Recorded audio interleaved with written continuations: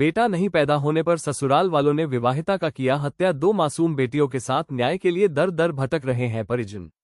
गयाजी के जनकपुर मोहल्ले में रहने वाली 35 वर्षीय विवाहिता निशा कुमारी की संदिग्ध हालत में मौत 16 जून 2025 को उसके ससुराल जनकपुर में हो गई। मृतक निशा के परिजनों ने निशा के पति अभिषेक, देवर गोलू और उसके साथ ससुर पर दहेज के लिए हत्या का आरोप लगाया है। नालंदा जिले के लहरी थाना क्षेत्र के मथुरिया मोहल्ले की रहने वाली निशा की शादी सन 2015 में गया के जनकपुर मोहल्ला निवासी अभिषेक के साथ हुई थी। शादी में 12 लाख रुपए खर्च हुए। शादी के कुछ दिनों तक ठीक ठाक रहा। निशा की 2 बेटियां हुई। तब से निशा के पति अभिषेक और उसके ससुराल वाले लड़का ना पैदा होने के लिए शराब पीकर निशा को प्रताड़ित करने लगे और रुपए की मांग करने लगा। ससुराल पक्ष के द्वारा समय समय पर रुपए भी दिए गए। अचानक 17 जून को निशा के देवर गोलू ने मोबाइल पर सूचना दिया कि निशा ने जहर खा ली है, वह मेडिकल में भर्ती है। निशा के परिजन जब गया पहुंचे तो निशा की लाश मिली। गले पर गहरा काला निशान था, कपड़े फटे थे, शरीर पर चोट के निशान भी थे। ससुराल वालों ने एक चिट्ठी दिखाई जिसे ससुराल वालों ने सुसाइड नोट बताया। भाई सरवन ने बताया कि चिट्ठी फर्जी है, निशा की लिखावट नहीं है। निशा के परिजनों का कहना है कि यह साजिश है। उनका दावा है कि निशा को उसके पति और ससुराल वालों ने हत्या, बेटा ना पैदा करने और दहेज के लिए कर दी है। घटना के बाद आरोपी पति अभिषेक परिवार सहित फरार है। घटना के इतने दिन बीत जाने के बाद भी किसी भी आरोपी की गिरफ्तारी नहीं हुई है। निशा के बच्चों ने बताया, पापा शराब पीकर मां को मारते थे, मां को छोड़ देने के लिए गिड़गिड़ाते रहे लेकिन पापा मारते रहे, जिसका एक वीडियो भी वायरल है। मृतक निशा के परिजनों को पुलिस द्वारा केवल आश्वासन दी जा रही है।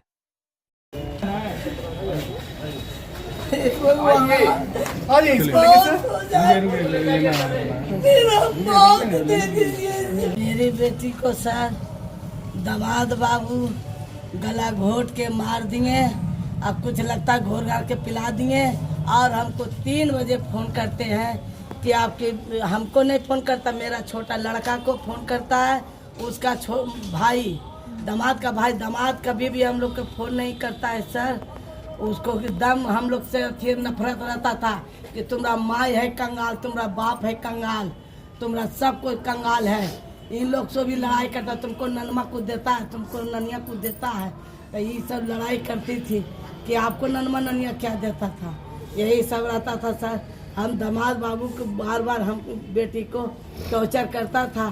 फिर हम बोलते थे कि ठीक है बाबू, हम आपको पैसा कौड़ी देंगे, उसके घर वाले भी आपके ऊपर ही है, हम पैसा कौड़ी देंगे। शादी हम बहुत बढ़िया धूम के किए सर, सबसे कर्जा पैसा मांग के कि 2 रुपया बढ़ के बेटी जाएगी तो खुशी रहेगी दोनों बेटी दामाद। कितना दिन हुआ है मारे हुआ हो गया, आज 13 दिन हो गया, आज 13वां दिन हो गया। यहीं से भटक रहे सबके दरबार पर, कहीं से कोई सुनवाई नहीं हम लोग के मिल रहा है। पुलिस के पास गए थे, क्या कार्रवाई हुई? कोई नहीं सुनवाई, सब लोग कहते काम हो रहा। आज 13 दिन हो गया, अब बताइए क्या करना है। किसी की गिरफ्तारी हुई है? किसी को कोई गिरफ्तारी। इसको जो दादी है वो ऐसे ही बेड रेस्ट रहती है। मेरी बेटी ही सेवा टाल करती थी, सबको देख रेख, सास के ससुर के एगो देवर को सबके खाना उना बना के देख रेख बेटी ही मेरी। कौन फरार है? सबके सब फरार है सर। कौन? कोई नहीं, माँ है उसका, बाप है उसका, दामाद है मेरा, उसका भाई है, सबके सब फरार है। क्या नाम है उनको, कहाँ के रहने वाले हैं सर? हत्या के कारण यही है सर कि उसको बेटा चाहिए। अब मेरी बेटी के हाथ में, आप लोग के हाथ में है कि बेटा दे सकते, औरत के तो हाथ में नहीं है। पहले से मारपीट किया करते थे? हाँ, पहले से भी मारपीट करता था। तो हम लोग समझाते थे कि बेटा नहीं मारपीट करिए, अरे 2 गो बच्ची है, एगो हो जाएगा, काहे टेंशन लेते? क्या मांग करेंगे प्रशासन? पुलिस? पापा सुबह को लड़ाई करके गए थे मेरी मम्मी के साथ, क्योंकि पापा चोरी करते थे और उसी का रात को दारू पी के उसी का कस के गला दबा के मार देते हैं। हम बोले प्लीज वो को छोड़ दीजिए, फिर भी नहीं छोड़े और कुछ घोर के पिला भी दिए थे और पैर खींच के कस के नीचे कर दिए थे। तुम लोग समझाती थी पापा को? समझाते थे पर वो नहीं समझते थे मेरा बात। तुम्हारे सामने घटना हुई? हाँ। कैसे, क्या घटना हुई थी उस दिन रात में? उस दिन रात में तो पापा दारू रोज पीते थे पर मेरा बात नहीं समझ पाते थे, बोलते थे पापा छोड़ दीजिए मम्मी को, फिर भी वो नहीं छोड़ते थे। किस लिए पापा मारते थे तुमको? तो मम्मी को? एक दिन